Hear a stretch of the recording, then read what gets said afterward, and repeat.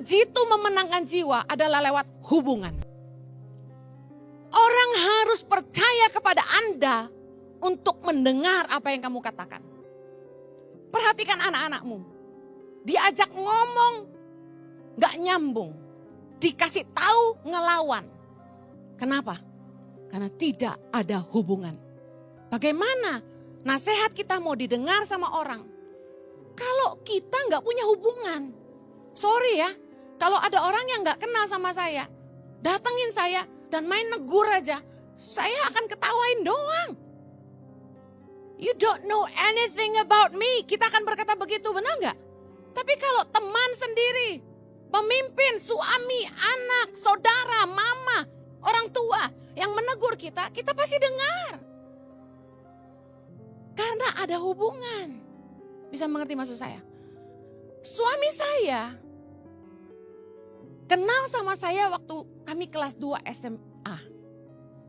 Mejanya sebelahan, duduk paling depan. Saya kira dia siswa teladan, tapi ternyata dia duduk di depan karena hukuman. Karena dia suka baca Alkitab, gak dengerin guru. Jadi guru duduk, suruh dia duduk paling depan. Bener aja, di tengah-tengah pelajaran matematika. Dia malah tarik Alkitab dari laci mejanya. Saat itu saya bukan Kristen, tapi saya mengerti kekristenan karena saya beragama lain. Saya tidak sebut di khotbah ini ya.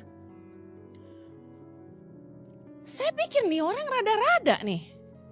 Itu guru matematika nerangin dia baca Alkitab. Saya juga gak paham itu Alkitab. Saya cuma lihat itu tebal, lalu lecek karena sering dibaca dan di stabilo-stabilo. Kemudian gak lama jam istirahat. Kami baru kenal. Dia bersama beberapa teman. Langsung deketin saya, minta nomor handphone. Belum ada handphone zaman itu, minta nomor telepon rumah. Lalu main gitar di kelas. Nyanyi-nyanyi lagu pujian. Ya. Terus besoknya lagi mulai kenalan lagi. Saya perhatikan kok anak-anak ini baik-baik ya gitu. Mukanya tampang baik-baik gitu loh. Biasa kan anak-anak di sekolah itu jarang yang serapi itu, ngomongnya sopan gitu ya. Biasa kan nyantai bang, kamu dari mana gitu-gitu kan. Nah ini dia ramah banget, sopan banget gitu. Beda lah gitu. Itu saya belum suka ya. Soalnya masih culun Jojonya. Kemudian mereka tanya, hari Sabtu kemana? Saya bilang enggak kemana-mana. Dia bilang ikut saya yuk. Kemana saya tanya? Ke youth. Bilangnya youth. Saya enggak ngerti youth itu apa. Ya udahlah saya bilang. Tapi sebelum mereka ngajak saya ke youth, itu mereka selalu nemenin saya, jadi teman saya ya. Akhirnya saya ikut satu hari ke gereja. Di gereja itu mereka berdoa dulu sebelum ibadah. Duduk di lantai ada pemuritan. Bentuk lingkaran, mereka nyembah Tuhan, berbahasa roh. Nah di tengah-tengah penyembahan itu, mereka lagi worship. Tiba-tiba saya duduk di kursi jemaat sendirian. Saya dijamah Tuhan.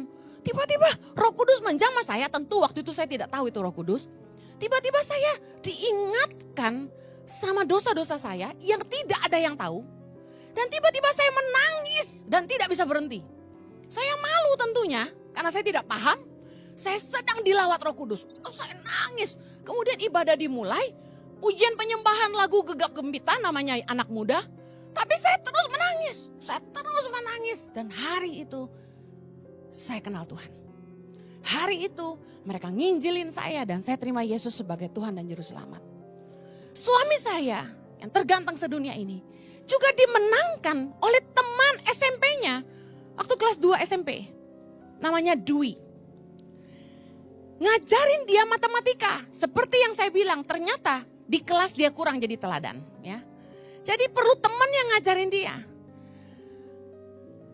Teman ini ngajakin Jojo ke gereja, susah. Akhirnya diajarin matematika. Bangun hubungan. Lalu ditanya, ayo Sabtu ikut saya. Gak pernah mau. Gak pernah mau. Tapi saya yakin Dwi selalu mendoakan Jojo. Karena tiba-tiba anak Pacinko ini yang selalu balapan motor hari Sabtu malam di Kemayoran dan di mana lagi kamu? Hayam Muruk gak ikut? Ikut. Tiba-tiba lagi di atas motor dia cerita. Dia teringat diajakin Dwi ke gereja. Tiba-tiba dia merasa sungkan, udah diajarin matematika. Akhirnya dia putar balik, dia pergi ke gereja. Dan di gereja itu pendeta bule yang khotbah. Biasanya kita, kalau saya jadi Dwi akan langsung patah semangat. Udah gue doain setengah mati, datang ke gereja yang khotbah bahasa Inggris. Dia gak ngerti lah. Tapi Roh Kudus luar biasa. Amen. Tiba-tiba altar call. Panggil maju ke depan. Jojo bilang, gue gak ngerti kenapa gue maju. Gue duduk paling belakang, dia bilang. Akhirnya dia maju ke depan. Ditumpangi tangan. Mungkin gak mudeng apa yang pendeta itu ngomong. Tapi dia bertobat. Perubahan hidupnya luar biasa. Dan kita bisa saksikan buahnya sampai. You call me out upon